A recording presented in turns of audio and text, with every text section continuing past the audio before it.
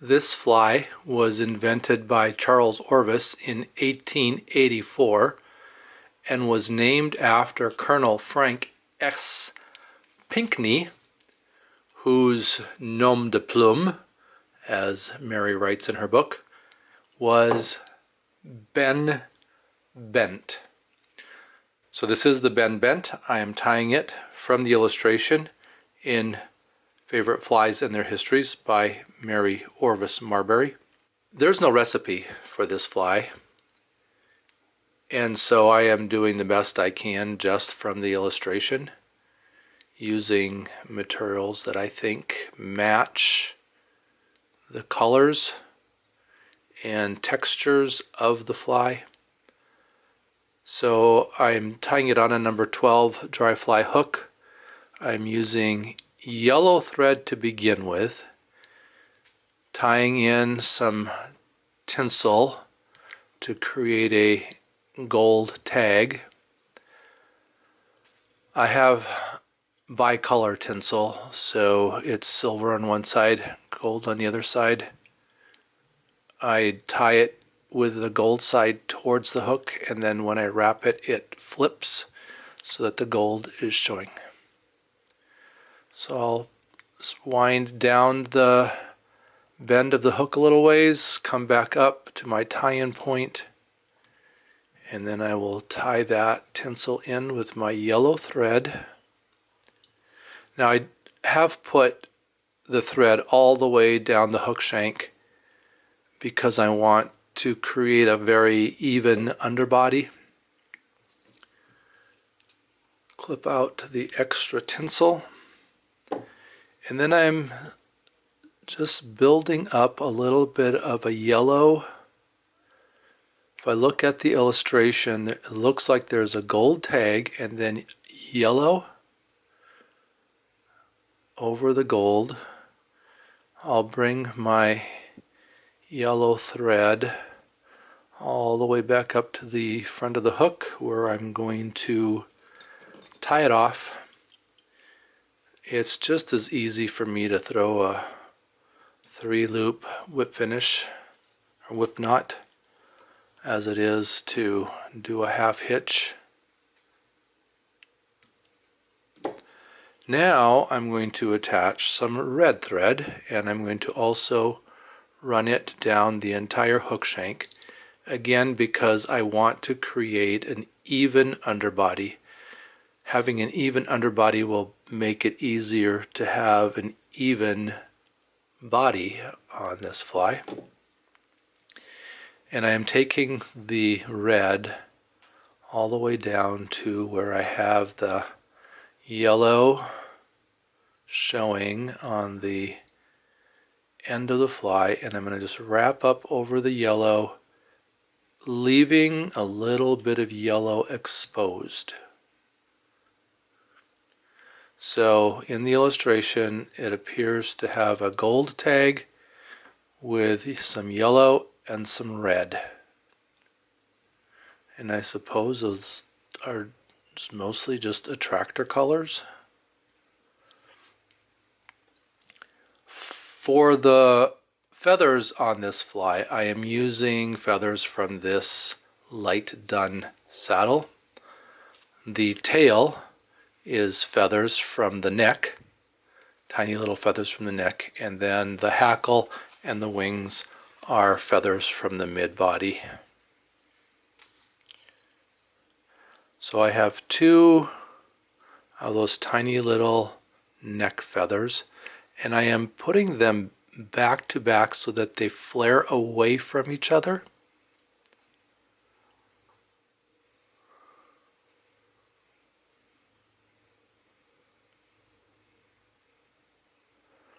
I've stripped the butt ends of all the other little fibers on there, and I'm going to wrap over those butt ends and keep those tail feathers coming out from above where I have the colors wrapped in, and I think I'm just going to wrap one underneath also to try to lift those feathers up. Bring my thread back up about halfway down. Actually, I'll take it all the way to the front of the shank because I want, again, to create that even body. So for the body, I am using some wool yarn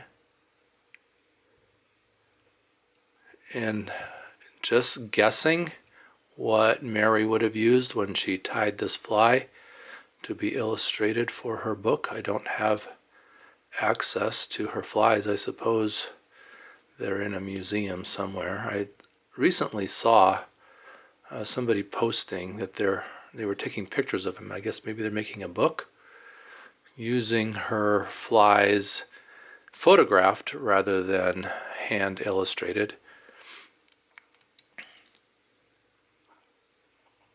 So then I'm going to wrap that wool yarn, leaving a little red tag. So there's gold, yellow, and red for a tag. And then nice even body.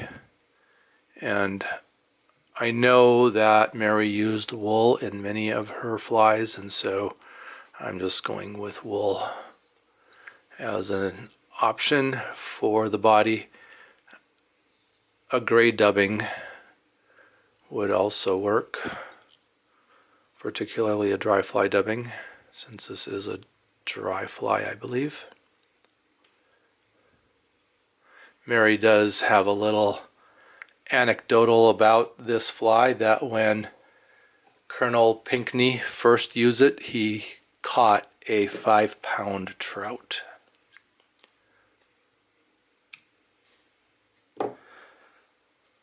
For the front hackle then, I have another one of those light done feathers. I've clipped the butt end to give me little kind of barbules to help tie it in with. I'll wrap up over that end, and then I'll take and wrap that around, creating that front hackle. I am holding the feather so that the shiny side is towards the eye of the hook, which is really contrary to the way we tie dry flies now, but in the illustration it really does show that the fibers on the hackle are leaning back towards the hook bend, hook point, and it's a fairly full front hackle in the illustration, I think. So let's wrap that up until I'm got a good hackle there, and then I'll catch in that tip. I do 3 catch-in wraps, then I can let go of the pliers, pull everything back, and then wrap up over that butt end of that. Still got a little bit of feather butt poking through there. I don't know if I can get it to lay down.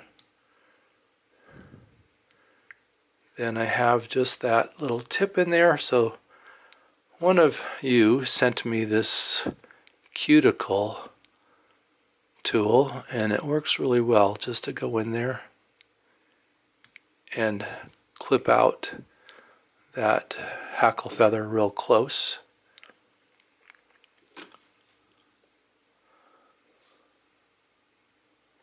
I'm laying the wing on top of the fly, on top of the hackle, so I have 2 of these done feathers, and I'm laying these so that they lean toward each other, and I'm going to measure the length that I want, and then I'll clip those stems, and I'll take both of those together, just kind of pull back on that upper hackle, lay this down on top of it, and wind in over the butt end of those feather wings and create my red head. And the reason I am using red thread is because, well, there is the red tag as well as the red head on this fly called the Ben Bent. Wings kind of went sideways. See if I can twist them right. Well, I'll throw a whip finish on that.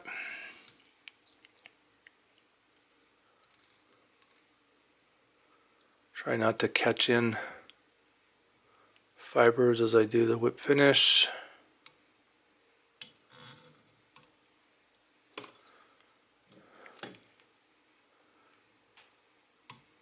I do have a couple of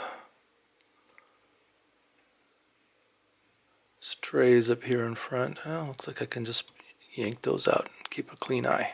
For the head cement, I do have diluted goop, and as always there is a recipe for the goop in the description.